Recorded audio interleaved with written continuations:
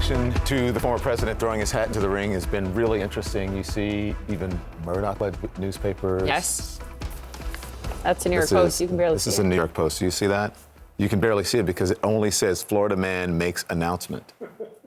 So, boy, how things have changed. Let's bring in now CNN political analyst and senior political correspondent for the New York Times, Maggie Haberman. She's also the author of Confidence Man, The Making of Donald Trump and the Breaking of America. This says everything. There is nobody who knows better than Rupert Murdoch that the way to upset Donald Trump is not to say his name. And so it isn't just that he is not the full front page, that he's the banner on the bottom. It's that he's identified as Florida man, and they're not trumpeting him. There is a move away from Trump. I don't want to overstate this. He is still the front runner. He is still the establishment. He is still a former president.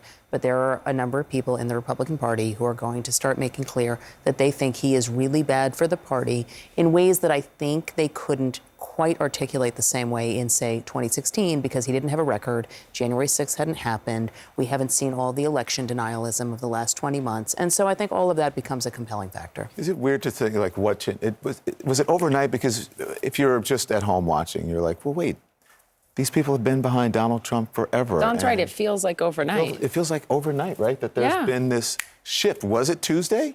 I think it was largely Tuesday, yeah. I mean, I think that if the Republicans had had the night that they were forecasting in all of these polls that turned out not to be right, then I think you would have seen people saying, well, Trump succeeded, a lot of the candidates that he backed, particularly in the Senate, this is a slate of candidates that he largely either encouraged or actually recruited in the case of Herschel Walker.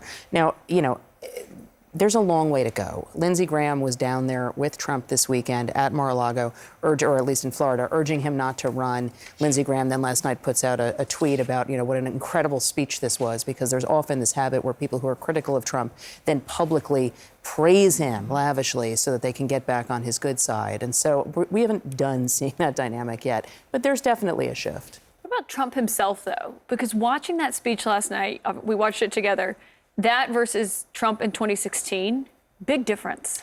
It was pretty subdued. And what I would say wasn't difference was the grievance, this sort of I alone can fix it attitude that we have seen him say over and over again, and claiming that he finished things that he didn't finish when he was president, making statements about how his presidency went in ways that it didn't go. There was a sort of playing the old hits sense of this. So in that way, it was a lot like 2016. But I agree with you.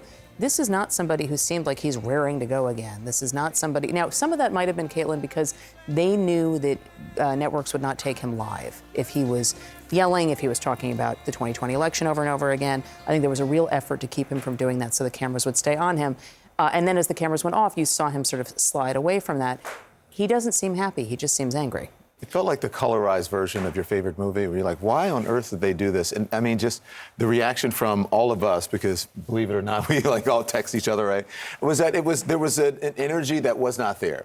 And the reaction from people that were texting me and in the room with saying, this is so low energy. What happened? I mean, it feels like a movie, like I've seen this before, and I really don't want to see it again. It was so low energy that Jeb Bush called it low energy on Twitter, which was one of the knife twists that we saw from a bunch of people last night. But it was, and part of that, Don, is because it was a speech. It was a teleprompter speech, and he never does well with a teleprompter speech.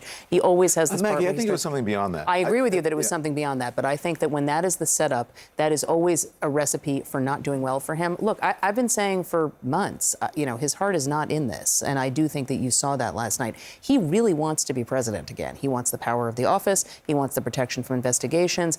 I don't think he wants to go do the work for 2 more years. This is the earliest that he has declared a presidential candidacy in the last 3 that we have seen him run, and this is a long time.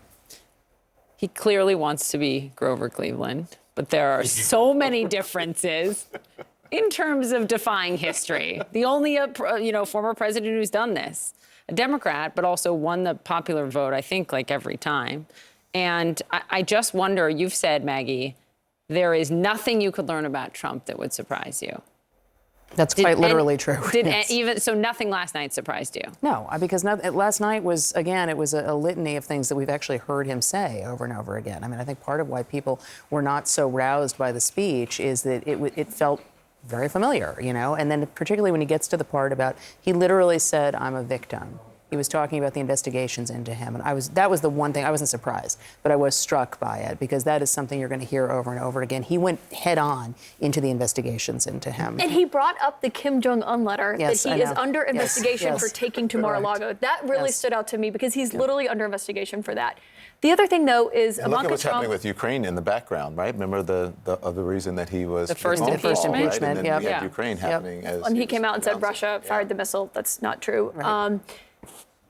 Ivanka Trump put out a statement saying that she's not going to be involved. She said she supports her father. She loves him. She said she's not going to be involved in politics this time around.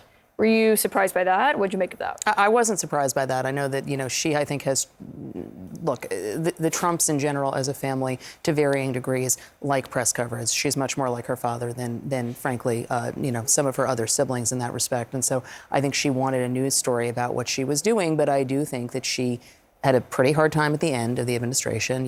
She was there on January 6th with her father. She was is widely credited by people who were there with being one of the people who got him to eventually tell the rioters at the Capitol to go home. And I think that she felt sort of burned by the experience. Now, we've never really seen a history before where you have individual staff members putting out their own statements about what they're going to do. But it is a reminder that he is going into this campaign in a different way than he was last time. Just, earlier this morning, Axios reported, Jonathan Swan, that Steve Schwartzman, the CEO of Blackstone, is not going to be with Trump. Steve Schwartzman's one of the few donors Trump had left. So that is actually a really I big kept deal. what's he going to do? Yep. What is Schwartzman going to do? The now we know. billionaires Now we know. Are leaving. Hey, just real quickly, I have to ask you for something. Please follow up on this. It struck me when you said his heart is not in it. And maybe it's a very simple answer. Is it just because he can't help himself? Why? Needs the attention, needs the protection of the investigations, and very much misses the power that the office had. It's really that simple.